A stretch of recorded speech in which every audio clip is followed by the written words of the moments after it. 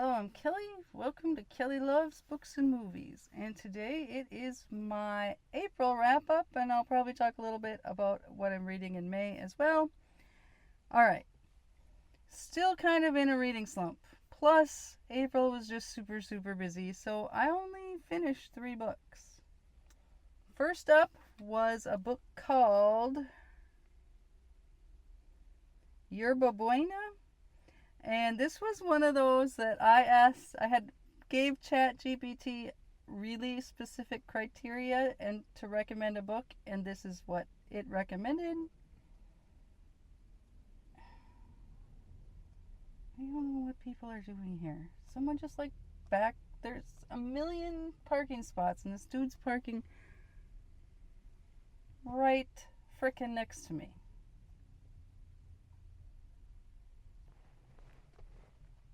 Alright, that was weird.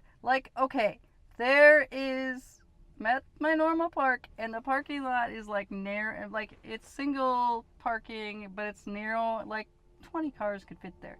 And there was 2 cars on the very far end, and I was on the other end, and this dude just pulled up and parked right next to me. I mean, who does that? There's tons of space. Anyway, back to Yerba Buena. So ChatGPT recommended it. So I got it, I read it, and at first I thought that ChatGPT was wrong. It did not meet the criteria that I had requested. But when I thought about it more, it did, just not in the relationship in the book that I was thinking it would. But anyway, so it's about 2 women. One grew up in Northern California somewhere. She ran away from home when she was 17 because her girlfriend dies. Lots of horrible things happen. She runs away, ends up in LA, eventually becomes this really great sought after bartender. The other woman grew up in, I think, Long Beach. She is in school and in college, but she's been in college a long time because she can't decide what she wants to do. She gets a job eventually doing these floral arrangements, meets the owner of this restaurant her family always goes to forever. Briefly meets the bartender lady. Eventually comes back around. Yeah, it was a really good book. I didn't love it, but it was a pleasant read. I kind of like the woman who ran away from home when she was a kid. She does go back home later, as an adult. And you find out things were even worse than you thought. And I didn't think that was handled well. I thought maybe we could have, but it was fine. I really liked the woman who lives in Long Beach. Her grandmother is still living, and she takes care of her at the end of her life, and it was really neat. She read her the letters from her grandfather to her grandmother at night, and it was really, I really liked that part. So overall, I enjoyed it. It wasn't the best book I've ever read, but a pleasant diversion for a little while. It was good. Alright, second was, and now I gotta pull this up again because the dude messed everything up for me. Oh, this is how you lose the time war. I don't know about you people on BookTube, because Book Talk loves this book. I did not love this book. I didn't hate it. I just kind of... Okay, so the story is 2 women, red and blue. They're on opposite sides of war that spans different dimensions and time, and they're writing letters to each other. And I kept waiting for it to get good, and then there was 3 letters that were really good, and toward the end, and I was like, oh, it's gonna be good now. But no, that was just it. Just those 3 little letters that I really liked. And then the end, it ended, and I know so many people love this book, and I didn't hate it. It's just, maybe I had too high expectations. I don't know. I don't know. I liked it enough, I guess. I guess I wouldn't tell people to read it though, or I would say temper your expectations. But yeah, I don't even have it anymore because I gave it away already. All right, next up, A Short Walk Through a Wide World. This was on. I bought this on an independent bookstore day and pretty much read it straight right away. Um, this is about a girl. Well, as a girl, something happens and she can't stay. She gets some sort of like disease, and she can't stay in the same place more than like 2-3 days. A couple times, I think it winds up being maybe 3 or 4, but she has to move on. So she's basically wandering the world by herself because she can't stay anywhere. And she, her family, at first, her family, you know, move, her mother at least travels with her, but she can't repeat places, which seems weird. But she can't go back to places. But I don't under. Okay, so I'm just thinking of this now. Like at the beginning, when she first figures out she has this thing, she stays in Paris the whole time because she's from Paris, and this takes place in like the late eight. It starts in like the late 1800s and moves up through her life. But like she starts in Paris, and they move just to different hotels, and eventually they run out of spots in Paris. But she still was in Paris a long time, so why couldn't she have done that in other places? I'm just realizing this now. I don't know. But maybe because that's where it started. I don't know. Maybe I'm putting too much thought into this. So she has to go around and move, and she does meet people along the way and spends time with them, and they move with her briefly. Yeah, I really liked the book except for the ending. I felt like the ending was just it didn't quite know how he was going to end it, so it just kind of petered out at the end a little bit. But overall, I really enjoyed the book. Yeah, this is, I don't know, science fiction or fantasy maybe? Is this the first fantasy book I would say I liked? It's probably not fantasy. Well, it does say, the little blurb on the back says, imagine the life of Pi, the alchemist, and the Midnight Library rolled into one fantastical fable. So maybe it is fantasy. Yeah, Short Walk Through a Wide World. Really enjoyed it.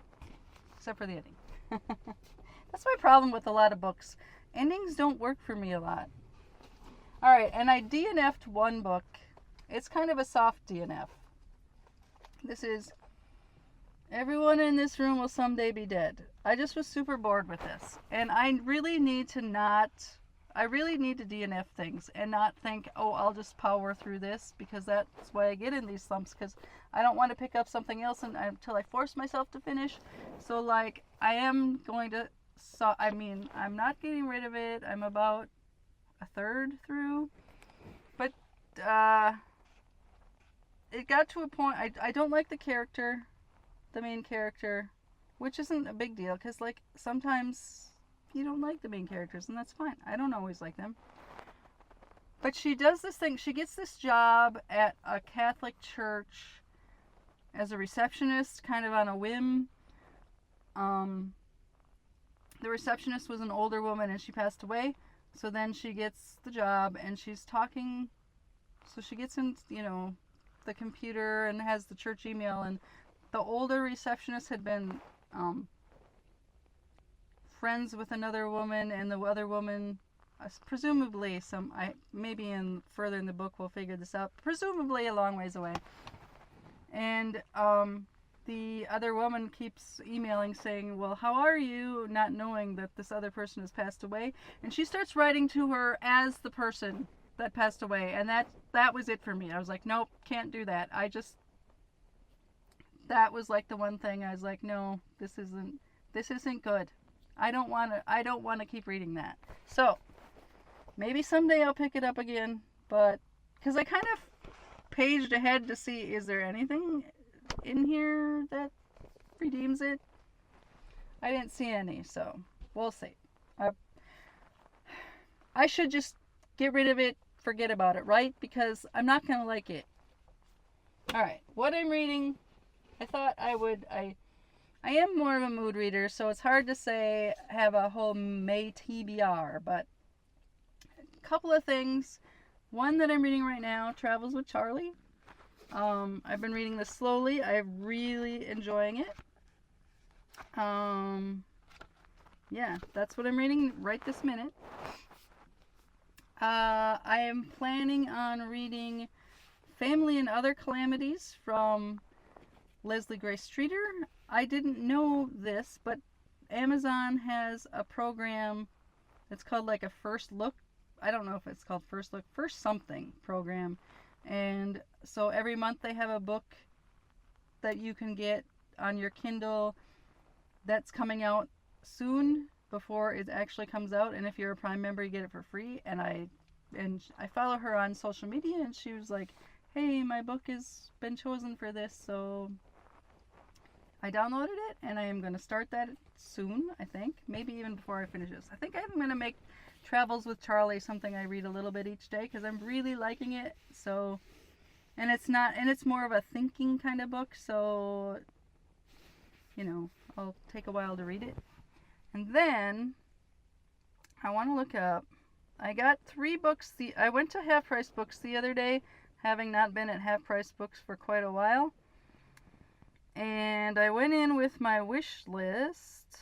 Let me look at my wish list, because that's the only way I'm going to know remember what I bought. Okay, so these were all books that some of you all have been reading and recommended. I'm probably going to read one of these this month, not all 3. Or was there 4? Well, first of all was The Heart's Invisible Furies.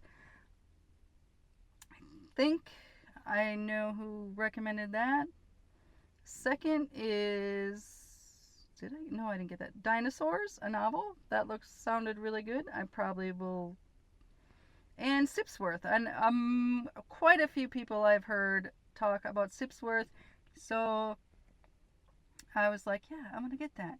I don't know why I was like, I think I bought more than 3 books last weekend, and I probably did. Those 3 were the 3 for sure that I saw when I, oh, that's right. Sorry, I'm just looking at my Amazon wish list. And the new Alison Bechdel book, her comic novel that's called Spent, is being released May 20th. So that's also one I probably will try to read, if not this month, very shortly into next month. Cool. Forgot about that. Anyway, those are the 3 that I bought at Half Price Books. I think there's a 4th. I don't remember what it was. But of those 3, I'm probably going to read one of them this month. And I feel like May's almost over, and it's not. I'm taping this on May 7th. I don't know. I got time. So anyway, those are my sort of possibilities and what I read in April. Hopefully, 3 books for me in April is not very much, but I'm hoping the slump is over now and May is going to be a lot better. All right. If you read any of these, let me know. You recommend I pick up one of those 3 I mentioned that I haven't quite decided on that I bought this weekend. Should I read one before the others? Let me know. Thanks for watching. See y'all next time.